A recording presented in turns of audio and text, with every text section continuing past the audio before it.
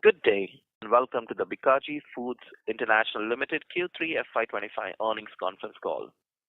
As a reminder, all participant lines will remain in the listen-only mode, and there will be an opportunity for you to ask questions after the presentation concludes. Should you need assistance during the conference call, please signal the operator by pressing star, then zero on your touchtone telephone. Please note that this conference is being recorded. I now hand the conference over to Ms. Hazel Rathore. Thank you, and over to you, ma'am. Thank you. Good afternoon, everyone. Thank you for joining us for Bikaji Foods International Quarter 3 and 9 months FY25 earnings conference call.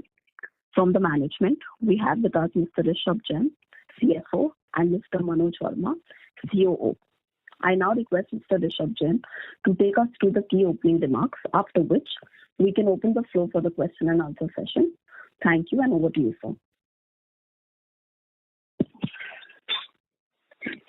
Hello to all investors. Thank you for joining the investor call. So overall, it's a very challenging quarter for all FMCG. However, we've seen consumption trend are moving up in the fourth quarter, January. Also, we've seen some positive sign in budget for middle class in reducing income tax and other factors, which will also have some positive signs for the economy in next year. So this year, this quarter, we grew close to 12% in sales and overall revenue from operation growth of 14.5% compared to last year. From EBITDA lens, of course, the operating margin was at pressure in third quarter. And from September onwards, we've seen oil prices have started moving up, and sudden increase in palm oil taxes from government has impacted overall pricing of palm oil and overall all the edible oil. Largely, this impacted overall gross margin in fourth quarter. Gross margin pressure was we tried to pass on the prices to consumers, and we taken some price hike in third quarter, as well as we also evaluating price hike in fourth quarter. Also, there was a key pressure of potato. Like you will see that Western snacks sales has grown at a subdued percent, like 0% largely. This was a conscious call which we as a management has taken largely because potato prices increased substantially in Western snacks chips like there is potato and oil. That's the two key commodity, and both the prices have increased substantially. So we have subdued the production in third quarter, which has also impacted revenue from close to 1.5%. It's good to see YTD numbers as because sweet is largely this year Diwali was in end of October versus last year Diwali was in 10th of November. So there was some pre-sweet sales in second quarter this year. So overall, our revenue growth in YTD numbers is close to 17%, and overall when we remove PLI, it's close to 15% versus 11% volume growth. Our EBITDA margin stands at close to 11.1%, a gross margin 32%. From manufacturing lens, it's the same. We are not increasing any major capacity and trying to utilize the capacity as soon as possible to have close to 65-70% so that operational efficiency comes in at overall level. From pan-India distribution level, so largely that's the core of distribution. We have always started to increase the direct reach, and we have further gained the distribution and have reached close to 11.5 million outlets in a total. And as a direct reach perspective, we are close to 3 lakh outlets, close to 2.88 lakh outlets this year, which is the fundamental for any FMCG, and that's what we are targeting. So marketing lens, Manoj, you can. Yeah, so marketing campaign, what we did, and which was a big one, Bikaji Khao London Job, which ended on 31st of December, did pretty well for us, and that was a savior. Because if you look at, when you go to the presentation, you would see that volume growth is just 3%. But actually speaking, if we look at revenue volume growth is 8%. That's the right number. It is because on the back of last year quarter 3, within 10% extra was going, so 10% was non-revenue volume. But then that sits in the base, so therefore it looks 3%. Otherwise, revenue volume growth is 8% for us. So this promo indeed helped us do better. We got very good penetration, able to increase our weighted distribution with these kind of this campaign what we did. We used all communication vehicles. We used few celebrities like Daljit Dushan and all, and this expanded across countries, so all the states and about 3,600 cities. The winners who benefited of this promo is to the tune of 634,000 winners who got something or the other out of this promotion. Festive campaign we did, so our gift packs did very well. However, and this I'm talking overall, so the right way to look at gifting and sweets is sum total of quarter 3 and quarter 2. Because of Diwali being, little here and there kind of stuff, but overall it was a good business on gifting for Bikaji per se. Talking about volume growth, now if we look at quarter 3, so the reported growth is 3%, but if we look at revenue volume growth, is 8% for this quarter. Ethnic snacks grown at 10.5%, packaged sweets at 11.2% revenue growth. Western snacks, where the growth is flat, is just 0.8%, but that was the conscious call which we took, and as Rishabh just spoke about, because there it was bottom line erosion as we sell more. Both potato and oil, which are the key ingredients for this product, were on the peak of it, and it was not practically possible to pass as much prices. And this is one reason that if you see the results of any other listed company in this category, would have certainly bleeded for that stuff. Papad, again, at a 9.6% growth in this quarter. It's more relevant to see, look at the continuity that YTD, so last 9 months, volume growth is 11%, but here again, if I just look at revenue volume, so it's a 13.3%, which is in line with what we've been talking. Our revenue overall, revenue from operations is 17.1. Ethnic snacks sitting at 12.2% growth. Packaged sweets, as I said, that it's the right way to look at quarter 3 and quarter 2 together. So at a YTD basis, packaged sweets is 17.5% growth. Western snacks, which if you look at just quarter 3 in isolation, is at a 0 growth. However, at a YTD number, it's a 16.5% growth. So which speaks about, the kind of demand which exists. It was a call we took and we did not do that. In fact, H1, if I look at it, is a 28% plus growth kind of one. So which is what now, with softening of prices in potato and also the oil, you will see this in the coming quarter, this will all be made up. Papad at a 15.3% growth on a YTD basis. So has a strong momentum going forward.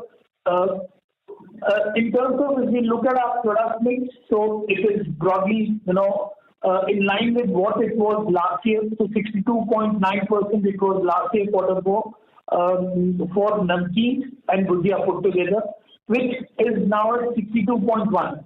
So only thing, if you refer to this sheet of ours, is the Western snacks contribution.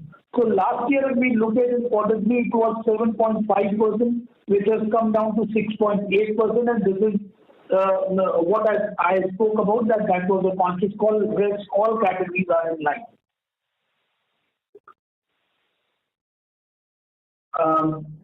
In terms of, as we talk about that, our core focus in other markets plus exports, if we look at in this quarter, 4 states revenue growth is 10.8%, focus states growing at 14.7%, other states 8.7%, and exports has done good now, is at 32.6% growth. At a YTD basis, core states have grown at 11.9%, focus states at 17.1%, and others at 23.7%, exports sitting at close to 21% growth. Our flagship of the continuity on the large pack continues. So the mix of product between impulse and the large pack is 61% from large pack and 35% coming from impulse pack.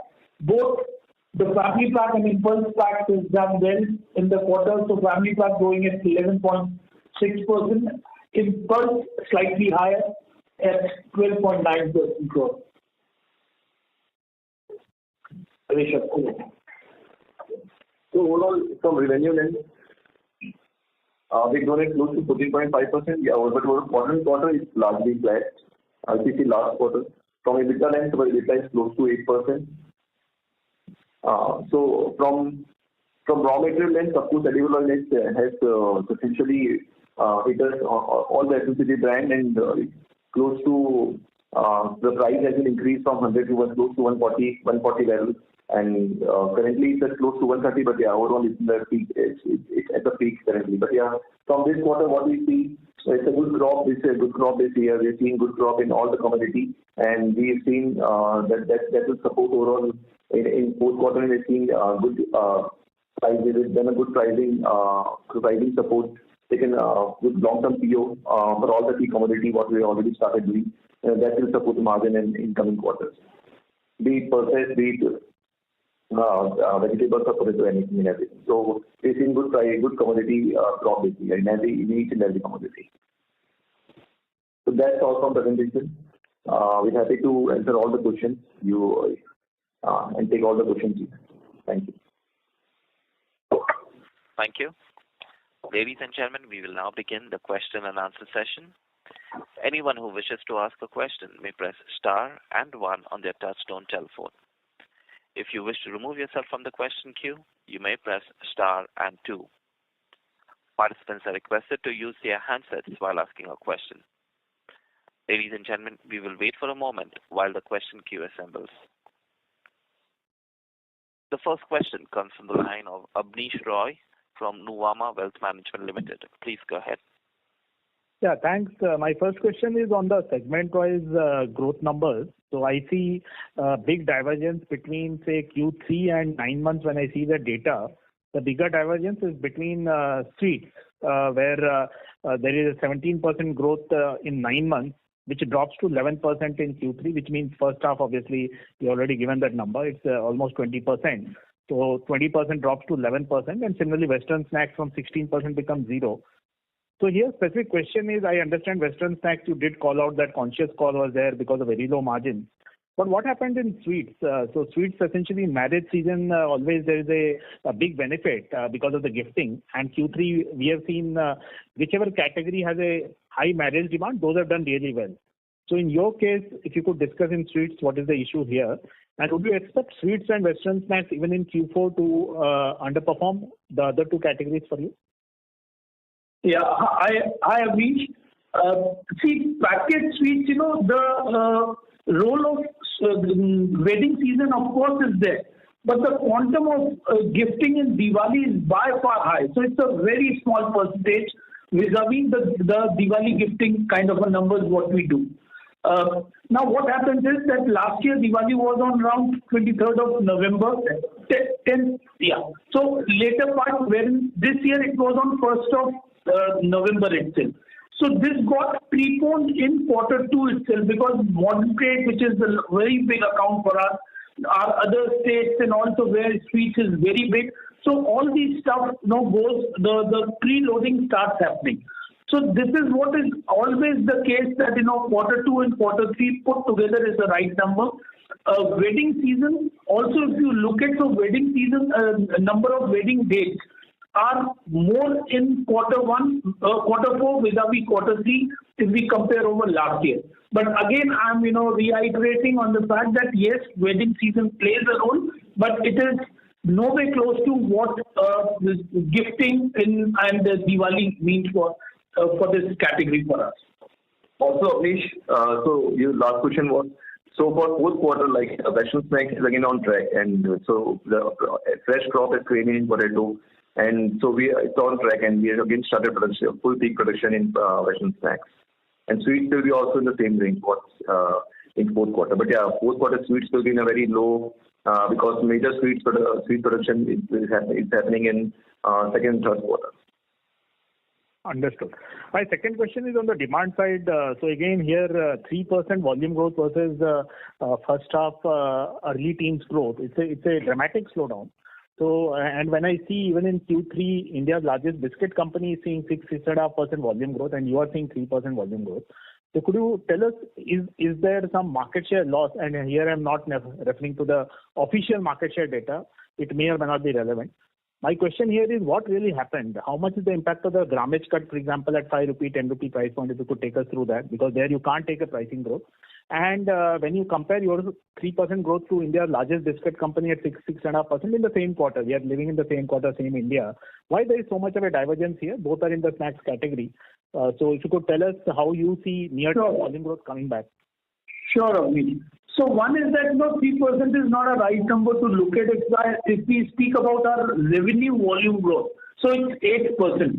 So and this somehow connects with your grammage cut. So last year in this quarter, all our large packs had 10% extra, which was not the case because of the prices and any which way. That was a time-bound promo what we had done. So if I look at revenue volume growth, it is 8%. That is one.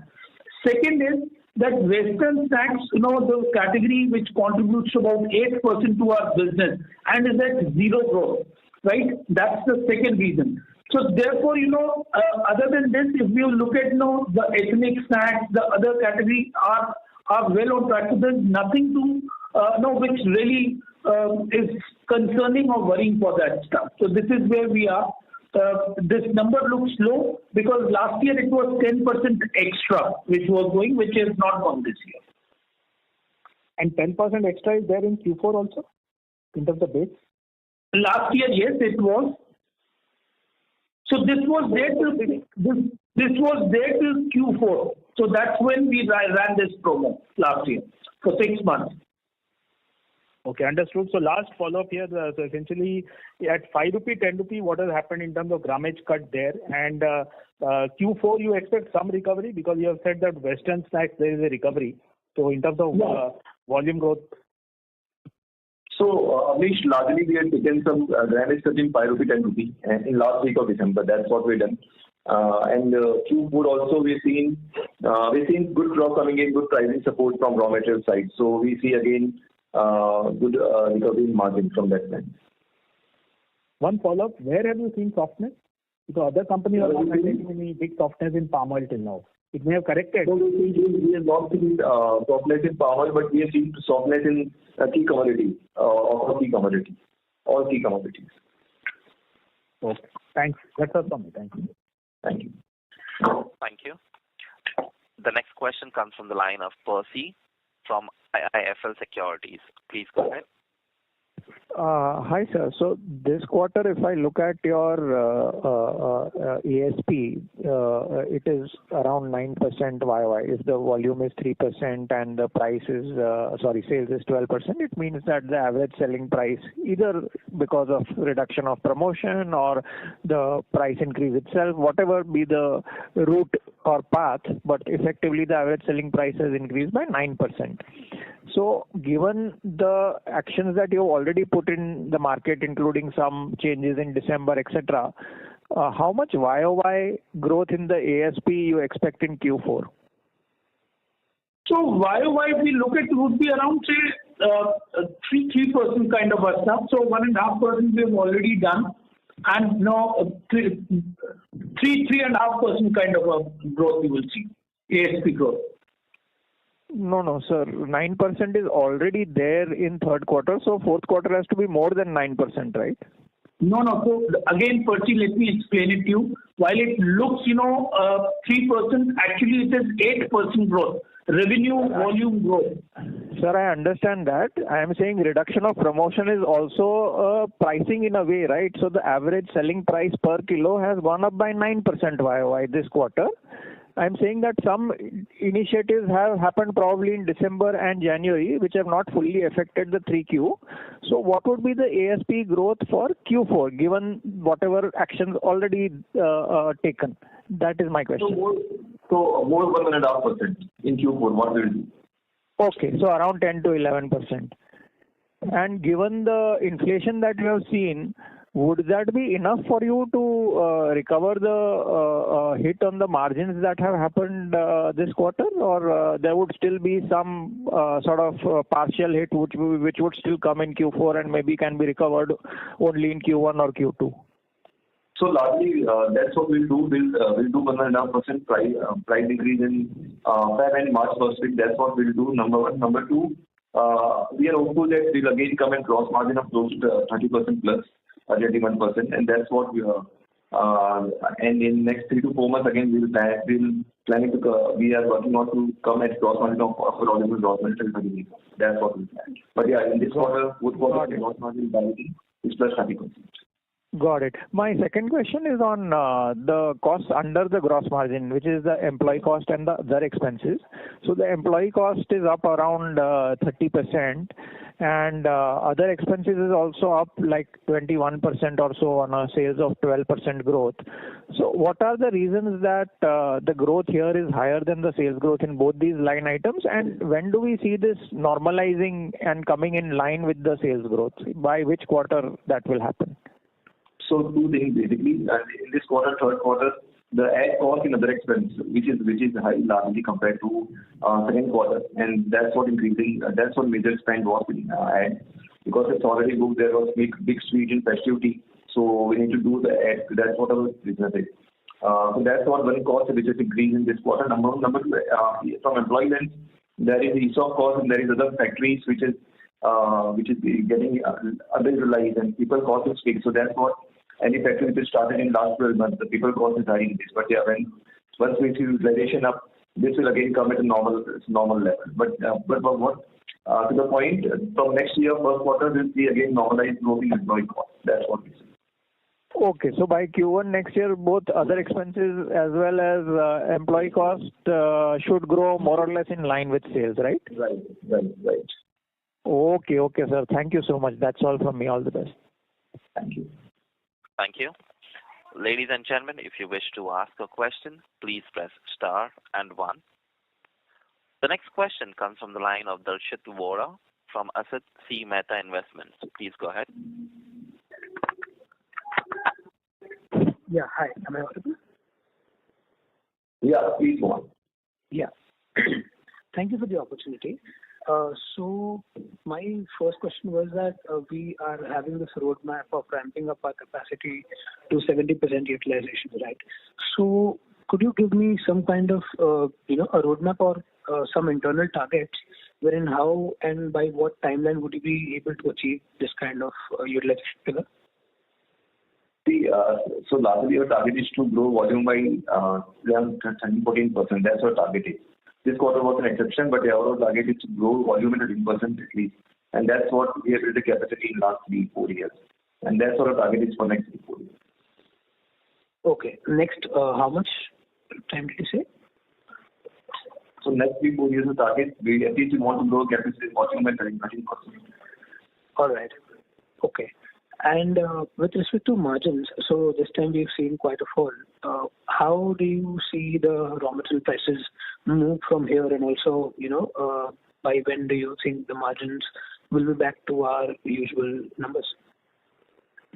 So in fourth quarter will eventually improve from here because this was an exception. Oil prices has increased suddenly and in a month's time. So it's so that's how we are passing the prices substantially in a term time. But yeah, overall we see in the next 2 quarters we'll again at our original. That's our target. All right. Okay. And finally, just like to close, would it be possible to either give a range or relatively speak about gross margins across product categories? Yeah, it's difficult. We can speak on one on this. All right. Yeah. Thank you so much. Thank you. The next question comes from the line of Disha Giriya from Ashika Institutional Equity. Please go ahead. Hello. Yes, Disha, please go ahead. Yeah, hi.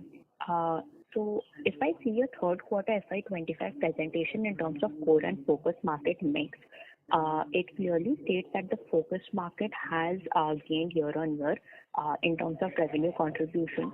So can you specify any such particular market where you have gained market share? So we have gained market share across focus states if you look at, right? So be it the smaller one like Chhattisgarh, the Karnataka, or you look at, the large states like UP also for that stuff. This is where it is. So there is a positive movement across these focus states. So can you specify any quantum of market share increase? So quantum, it's for a large state like say UP, it's a 30 basis point, 60 basis point increase over last year.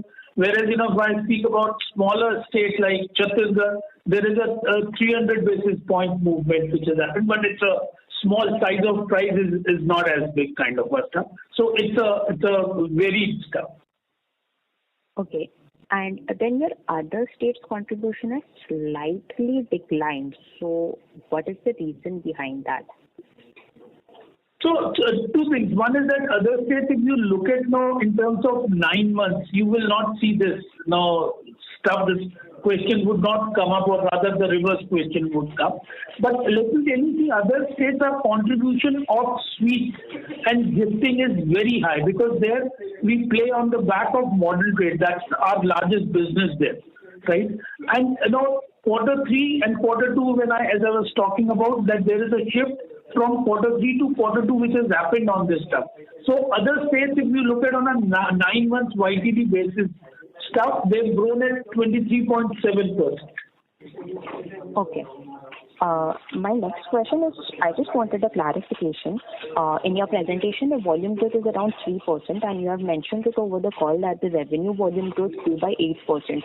So I'm assuming the difference is only, in terms of the grammage changes in your package SKUs. Is my understanding correct? Yes, that's correct. Yeah. All right. Okay. Yeah, that is it from my end. Thank you. The next question comes from the line of Mehul Desai from JM Financial. Please go ahead. Yeah, hi sir. My first question is on the recently acquired hazelnut company. How do you see sales growth panning out for this entity in FY26-27? And what is the kind of capex that you would look at in FY26-27?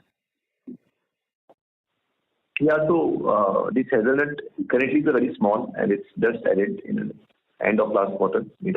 So largely we see that in next year it will be close to between 90 to 100 crore rupees top line. That brand can give growing very good. And number two, from capex lens, from overall Bikaji lens, we see close to 40-50 crore of capex, largely to utilize to build efficiency in the system. That's what we will do next year. 45 to 50 crores.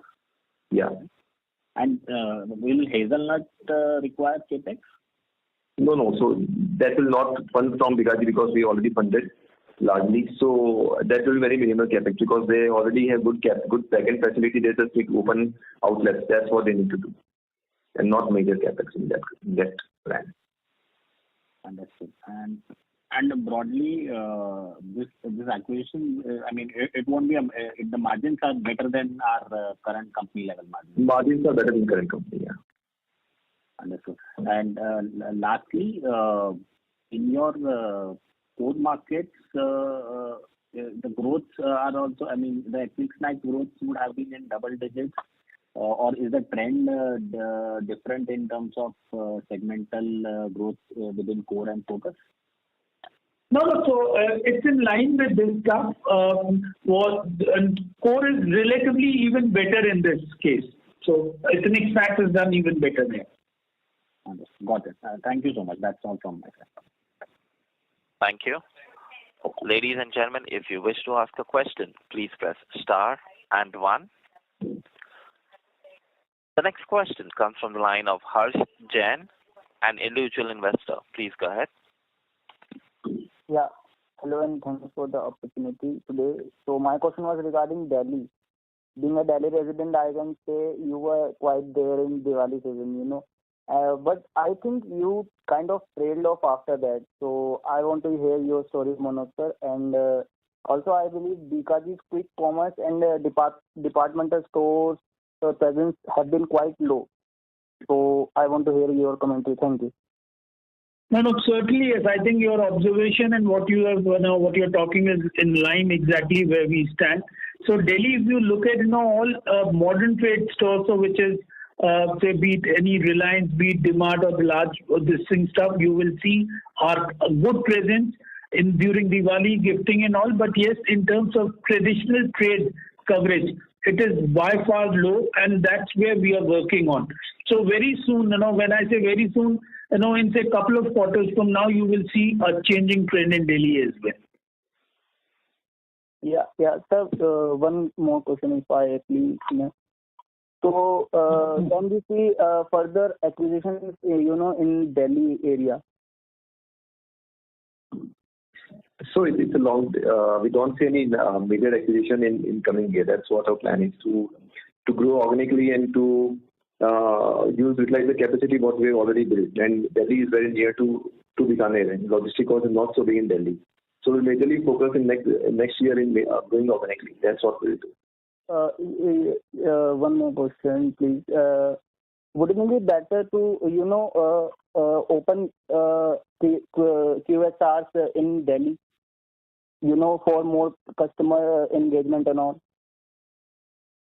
Yeah, you are right. But our major focus is currently in Rajasthan. We'll be opening in Rajasthan two QSR outlets. That's what we'll do. Delhi is maybe next 1.5 to 2 years, 4.5 2 years, not immediately. Yeah. Sure. Thank you. Thank you. Thank you. The next question comes from the line of Naitik from NV Alpha Fund. Please go ahead. Hi, sir. Thanks for taking my question. So my question is, can you call out any PLI incentive that we have received in this quarter, and what was it in the last quarter? So basically, currently we are booking PLI income of close to, this year we'll book PLI close to 14 crore per quarter. And we'll receive PLI from government maybe in this quarter, third quarter by March. When government is very proactive to do all the audits and to release the fund. So by March we'll receive PLI of last year, FY24. There's normally a 1 year lag, filing of claims, audits and everything. So normally there's a 1 year lag. So we'll receive PLI for last year, and for this year we'll receive next year. That's the process. So during this quarter, we have not booked any PLI income in the 700. We have booked PLI income. We booked 14 crores, right? Yeah. And what was this last year, same quarter? Same. Same 14 crores. Okay. Yeah. Got it. Also, if you could talk about, you mentioned that you've seen some softness in, the raw material. So if you could give a little more color on the same, which raw material exactly have you seen softness? That would be helpful. So all key commodity, be it our key commodity like moor dal or potato or peanut, moong dal, all key commodity we've seen softening of prices because the fresh crop time. Normally December is the time when fresh crop comes in, and we see a good softening of pricing. Got it. That's it from my side. Thank you. Thank you. Thank you. The next question comes from the line of Nitin from MK Global. Please go ahead. Yeah, thanks for the opportunity. Just wanted to check on the QSR initiative. So have you rolled out stores for the pilot which we were planning to do? Yeah, so the first QSR coming in next week, by next week mostly. So in Rajasthan. Can you help me with where exactly this will be? Seeker. In Rajasthan? Seeker. Okay, and the second question is with respect to moong dal. So we were hopeful of some benefit coming in here. So any sense you can provide what is the deflation we see with the new arrival of moong dal? So normally we've seen close to 14-15% reduction in prices of moong dal compared to last. And what is the contribution of moong dal now? Moong dal contribution is close to 10-11%, but I'll come back with the number. Sure. Thank you. And lastly, are we looking for any commodity covers in terms of the volatile raw material setting? Other than edible oil, we do major cover of most of the key commodity. Okay. Thank you. Thanks a lot. Thank you. Thank you. The next question comes from the line of Abhishek Kumar from Scantum Wealth. Please go ahead. Hello, good afternoon. So my question is partly in continuation with the previous participant's question. So as a policy, so do you guys have any mitigating as in policy with respect to such wild swings in the raw material prices, especially our key materials like palm oil, potatoes, and dals. So do we have a stated policy wherein if we do keep such raw material inventories for a few months or anything on those lines, it would be great if you could share? So normally we do, like for key commodity other than edible oil, we do long-term contract with the vendors to hedge the price, and that's what we started 1.5 2 years back largely. And this has helped us in protecting the margin. But yeah, edible oil we normally do for a very, very shorter time, and normally industry also do the same. So other than edible oil, we normally protect the margin and hedge all the raw materials. Okay. Thank you. And can you give a rough the split of our raw material basket, as in how much oil or moth, dal, potato that would constitute as a percentage of total? Any rough figure? I can come back with the numbers for each commodity. Okay, cool. Thank you. Thank you. The next question comes from the line of Varun Singh from AlfAccurate Advisors. Please go ahead. Yeah, thank you for the opportunity. Sir, sorry I missed your commentary on raw material costs, especially on the palm oil prices. So what is the expectation and outlook over here? And palm oil is what percentage of our total raw material cost basket? If you can help us understand that.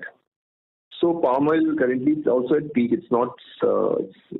Its peak was 140. Currently, it's close to 130, 132. It's at the peak at now. We see some reduction in import taxes from government, of course. Budget it has not came. But yeah, that's what we are hoping. But yeah, overall palm oil we see next 2 quarters at the same level, 120, 130. And it's a big overall. Its contribution is big in our overall purchase. So of our total raw material basket, palm oil would be what? Almost 50-60% of the total cost? Not 50-60, but yeah, overall close to between 20 to 27%. Okay, understood. And what is the quantum of price hike that we need to maybe take from here onwards to offset the impact? And can we expect maybe by next quarter, or when can we expect the margins, to be reflecting our? I mean, given that we have the ability and power to take such kind of price hike, if you can give some understanding on that, sir. So largely in next 2 quarters, that's what we are working on. That we can come on the margin what we are working that in last 2 quarters. That's what we are working on. Okay, so in October you already took 2 to 2.5% price hike, and more price hikes expected. You want to call out anything on that part?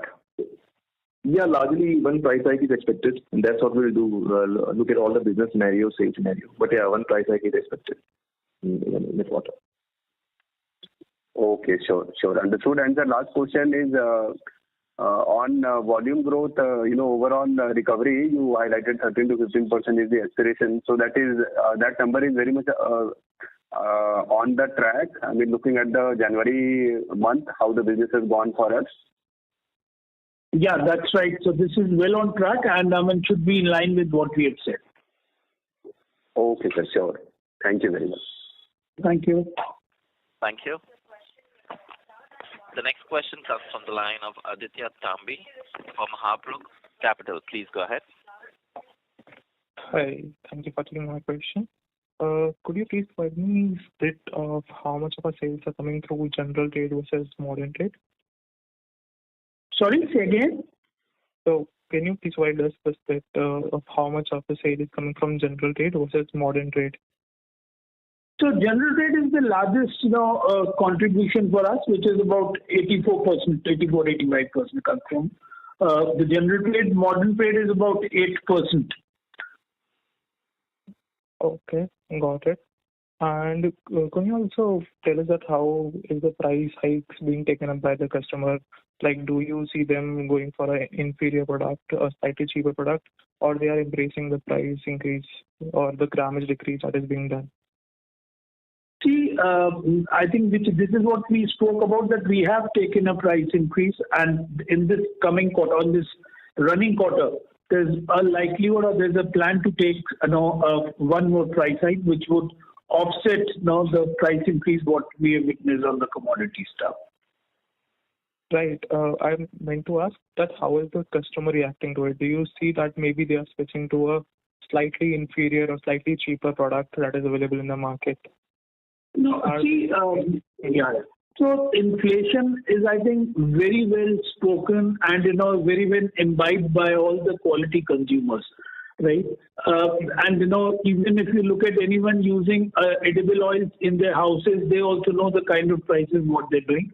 So yes, quality customer does not look at it as much, but yes, I think the aspirants or the SEC C or D, certainly, consumption at that standpoint would have definitely impacted, but not as much because, when you sell a brand, the price and that couple of percentage price here and there does not matter as much, as long as it's competitive with the peer group. Right. Thank you. And could you also give us some flavor on if there are any new products which are being planned on launching, like in sweets or in snacks, or maybe something in slightly healthier segment, like many consumers are talking about, maybe not going with the palm oil in food. So that's the game in this category. You keep launching. So let's say, and again, market specific. So for Northeast, we launched, a variant called Tikha Tufan, right? Doing extremely well, but I think till such time it sustains for say 6-8 months. I mean, it doesn't have as much merit to talk about. But yes, these kind of NPDs across, states, we keep doing, and that's what energizes the category and keep the monotony out of it. Right. Okay. And so just some extra commentaries you can give about how is the growth in quick commerce, because I think last quarter you mentioned it's around 160% growth. So how is it looking like this quarter? So e-com, because of a small basis what we have, so yes, this quarter again it has grown about 86% growth. Right. Thank you. I think these are all the questions I have. Thank you. Thank you. The next question comes from the line of Dharmil Shah from Dalmus Capital Management. Please go ahead. Hi, thank you for taking my question. Just a follow-up on the previous participant questions. Whenever there is a sudden price hikes in raw materials, what is usually the policy that company follows? I mean, is it immediately increasing the prices for all the products for the family packs, or is it like taking a short-term loss but maybe gain some market share? What is the broad policy that company follows? So see, the first and foremost, which is that one should not lose market share, right? So to protect market share is the biggest one, because if you lose share, regaining shares is even a more expensive proposition to do. That's one. But the approach what we follow is that as we see commodity prices going up, so first is that if there are any kind of schemes running, trade schemes, incentives, all that stuff, so we try and knock it off. That's the first one. Then as we look at that how further we can improve our efficiency, so as consumer hit is the last one to take. But trying everything when it comes, and then if we are not able to make up the threshold, we pass these prices to the consumer. This is how it happens. But this process takes about a month and a half. And also, as my colleague just spoke about that, we have some advance booking with us. So we can foresee that these price increases are coming, and that leaves us with as much time to prepare. Unless and until, the price increase like what we witnessed in the oil, which is much, much beyond, what one would have expected. Understood. So, suppose when there is a price increase or a decrease in the underlying base raw material prices, the price changes that you do in your products, be it price increase or decrease, is it based on the competitors' prices or it is more based on the raw material prices? So both basically. Of course, we look at competitor prices, but normally it takes close 30 to 45 days to pass on the prices. That's what we, as a policy, we see the prices, and then we eventually pass on the prices. But yeah, we also see the competitors because that's important for us to deal with. So is there a policy to offer better prices than competition or at par or any sense there? So largely at par with the competitors. Understood. And lastly, some of the previous participants also asked, but what would be the raw material mix? How much would be palm oil? You mentioned 2025. What would be the other key raw materials and their mix? So, like pulses, the overall total pulses is close to 25-30% overall pulses. All the pulses combined. Palm oil, right? Yeah, but I can get back to you with the exact with numbers. But yeah, that's overall pulses is 25-30%. And there are a lot of material because we are into multi-category. That's overall the benefit that anyone, like edible oil is an exception, but yeah, if any one commodity increase, that doesn't impact much on gross margin. Like we are into sweets, so milk is a big product, sugar is a big product, papad, western snacks. So complete we have six categories. Understood. Thank you so much. Sir. Thank you. Thank you. The next question comes from the line of Manish Poddar from Invesco Asset Management. Please go ahead. Yeah, hi. Thanks for giving me the opportunity. So just two questions. First is, let's say if I take this impulse packs, which are roughly, let's say give or take 38 to 40% of sales salience, would it be right they're largely at let's say 10 rupees? And if that is so, what is the sort of how much is the average grammage, let's say, because there will be multiple categories. What is the average grammage which is now available in a particular product at, let's say, a 5 rupee or a 10 rupee pack? Yeah, so first is the small pack of the impulse. What we speak about is 5 rupee and 10 rupee, right? That's what it is. And the average grammage, if you look at in a 5 rupee pack, it would be about 16-18% average if we look at. And for 10 rupee, it would be 2x of that. So that's how it works. And how does it stack versus the other categories in that same lens? Because I'm not sure how inflation is impacting because there's a basket of products.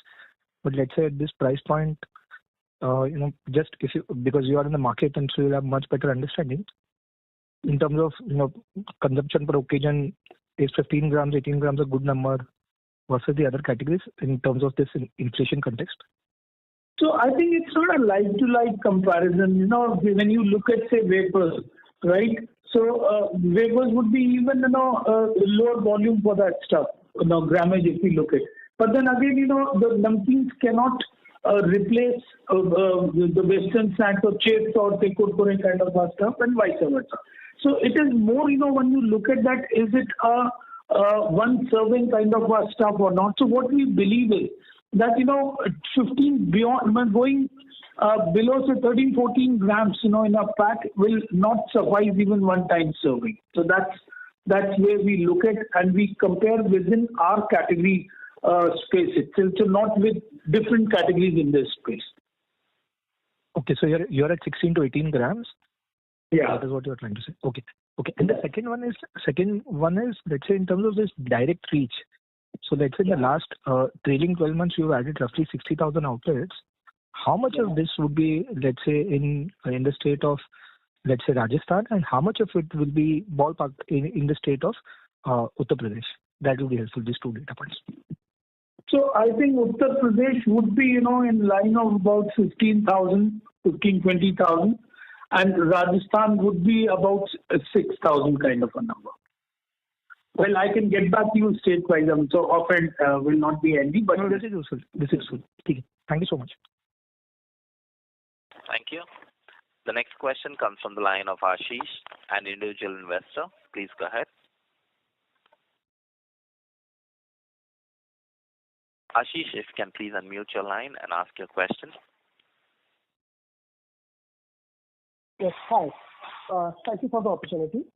I have one question. Your qualitative comments on the shift from unorganized to organized sector, especially in light of the inflationary scenario which is happening right now.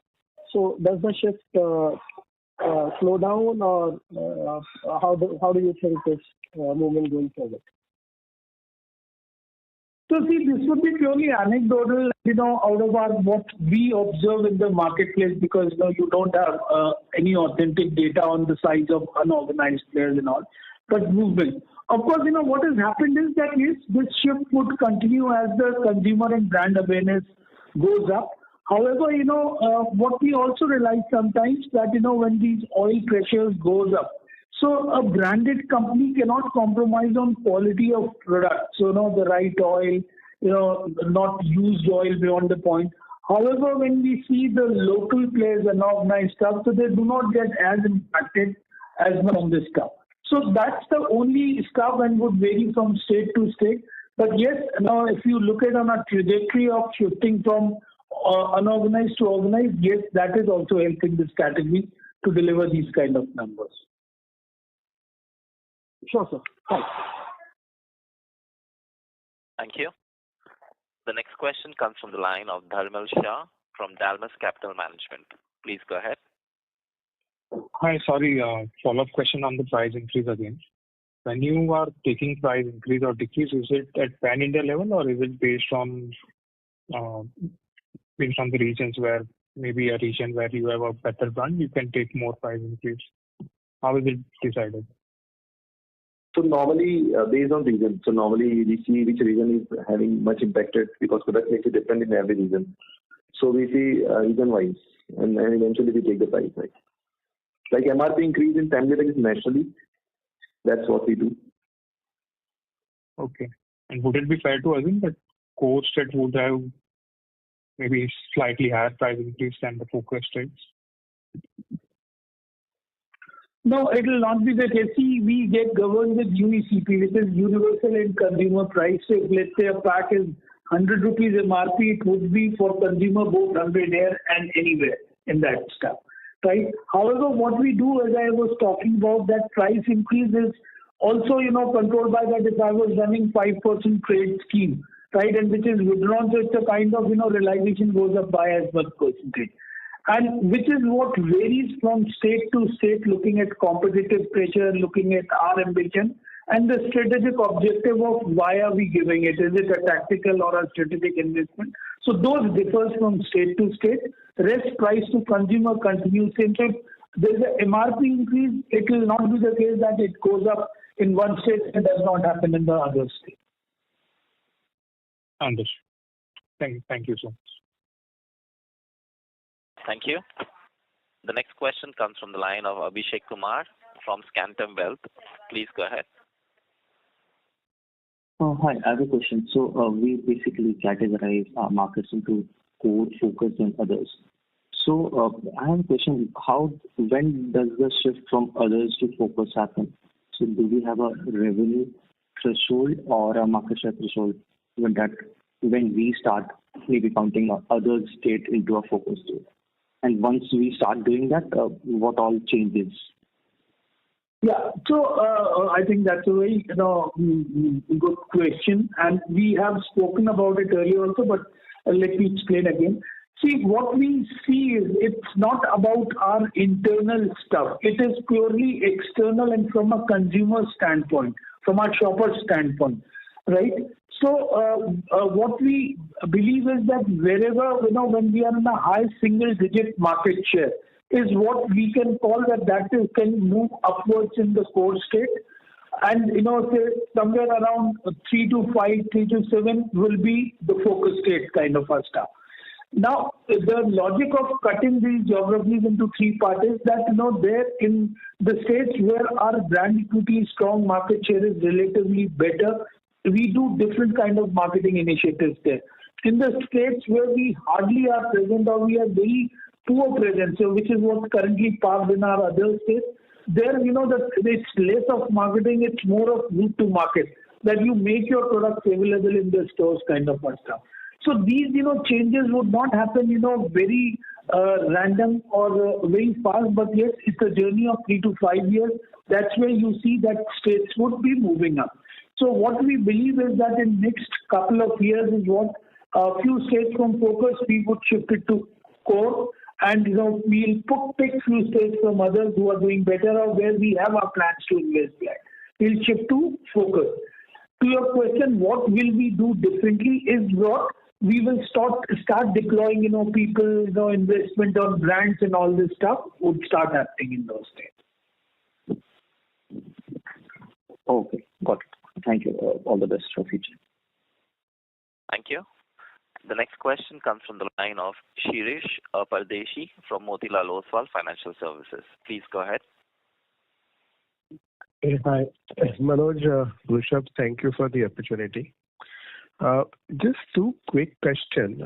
Fundamentally, in the times where the food inflation is high, consumer generally does the down trading. I'm just looking at slide 22, where you have been able to maintain your... the person you are speaking with has put your call on hold. Please stay on the... Hello? Yes, please. Sorry, we lost you. No, so you'll have to pick up. Yeah. So on slide 22, I'm referring, you have been able to maintain the family pack contribution around 59-60%. The sense most of the consumer companies are saying there's a down trading, there is a pack grammage which will come down. Just tell me how you have been able to manage, because there is a competition angle also, because the competition scale has been going up and up in the snacking. And generally, my reference point is that in the snacking business, the small pack contribution would be about 45 to 50%. But you have been able to manage between 35-36%. So tell me what's happening with particularly about your company. Yeah. So Shirish, one is that, when we say here that, it's a down trading kind of stuff happening. For our products, if you look at any consumer who's been buying 1 kg pack, or say for that reason 400 gram pack will not move to a 13 gram or a 30 gram pack kind of stuff. Also the impulse packs, what we speak is more on the go kind of stuff. Family pack is in-home consumption. So that's what we have not seen, those kind of shift. Of course, another thing what we attribute when we were doing this analysis ourselves. So we did one campaign, Bikaji Foods London Jao. So maybe to certain extent that has also helped protecting our the family share pack. And this is where we are. Okay. My second question is that in the context where e-commerce, quick commerce, these channels are penetrating faster. In the current context, snacking is a big segment, and wholesale does give a lot of fillip in terms of distribution and scale. Now, in your assessment, does wholesale channel is still relevant to you, and how does it help, and what are the activities you are doing to scale up the distribution? Yeah. So certainly wholesale would always be very, very integral part of our route to market structure. Because if you look at this category is available in about 9.2 million outlets, right? And the source to reach to these outlets, the media is wholesale or hawkers only. No company can afford to make their direct reach to anywhere close to these numbers. So that's where the role of wholesalers is. Now, kind of activations, what we do some, wholesale beat, some extra discounting to wholesale.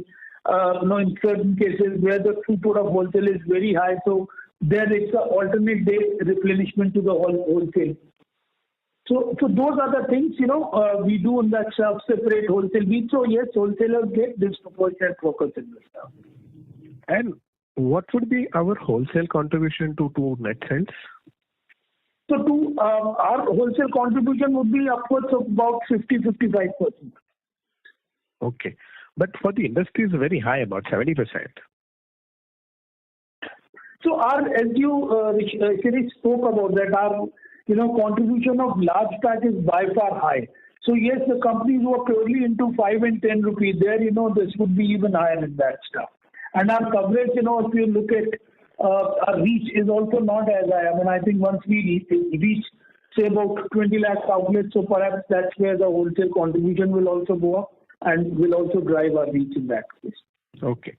And last question, when I look back, say sometime September, October, and then compare November, December, the promotion intensity discounting which has gone up because the sales was not happening.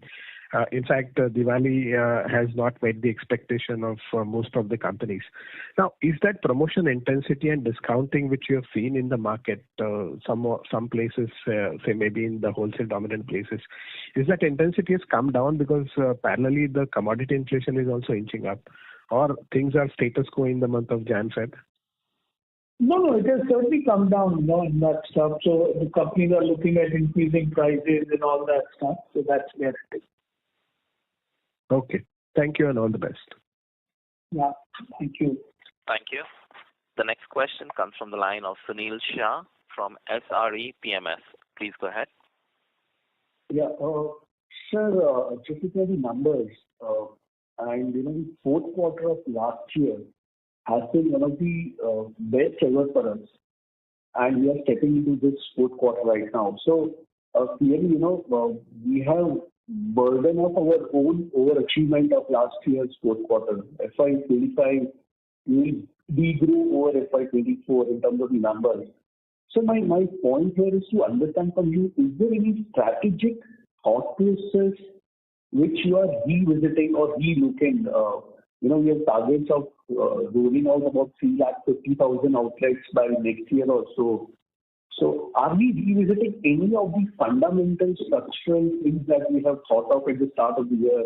And because, this year has been tough and challenging, specifically the third quarter. So is there any revisit on the broader thoughts that you have in the company, or is it like a cyclical factor and then in the next 3-6 months we'll be back on track? So just wanted to understand, is there any change in the thought process, broader terms from the company's point of view? No, there is no change in the thought. Largely, our focus is to drive direct reach. That's what our focus is. This year also, from day one, we started talking that this year we'll add close to 50,000 new outlets, and we are on track. Like we have added close to 38,000 outlets, and in this quarter also, our target is on track. So that's what our drive is, to have close to 3 lakh outlets this year. And that's what our target was in this year. So even on the product side, Western snacks or something which is perhaps not doing well, are we revisiting any of those as well? No, it's not like it's not doing well. Till quarter 2, you will see that Western snacks are doing very good. Third quarter, as we mentioned earlier also, so largely third quarter due to palm oil and potato price increase and non-availability of potato also for few days. So we have stopped manufacturing of or reduced manufacturing of Western snack chips specifically, and that's what has resulted in 0% growth. But yeah, overall quarter, end of December again potato prices came in at normal level and we started production at peak. So this quarter we again see the Western snacks going at the same level what we are doing. So this challenging environment, do you see any kind of elimination of competition from smaller players or anything, or it won't seem substantial? Can you repeat please? Hello, may I request you to repeat the question, please? Sure. So this challenging environment, do you see elimination of competition of some small organized players, or this is too small a period in which we can see elimination of competition? So competition in small players, if you look at so that's the cycle. These will come, few will go. That will always be happening, kind of stuff. Because certain companies not able to sustain, not able to survive in the kind of environment of inflation and all this stuff. So that always will be the story. If you look at the Nielsen report, any of the state would have at least 200 reported companies, who existed, and now few of them have weeded off. So this is an ongoing cycle. Okay, sir. All the best. Thank you very much. Thank you. Ladies and gentlemen, that was the last question. I now hand the conference over to the management for their closing comments. Thank you, everyone. Thank you all the investors for taking time out. Hopefully, we met your expectations in terms of answering the questions, whatever came up. we'll be happy to reach out to you, or you guys can reach out to us for any clarification you wish to seek. Thank you, organizers, for being patient and organizing for this call. Thanks again on behalf of Bikaji. Thank you. On behalf of Bikaji Foods International Limited, that concludes this conference. Thank you for joining us, and you may now disconnect your lines.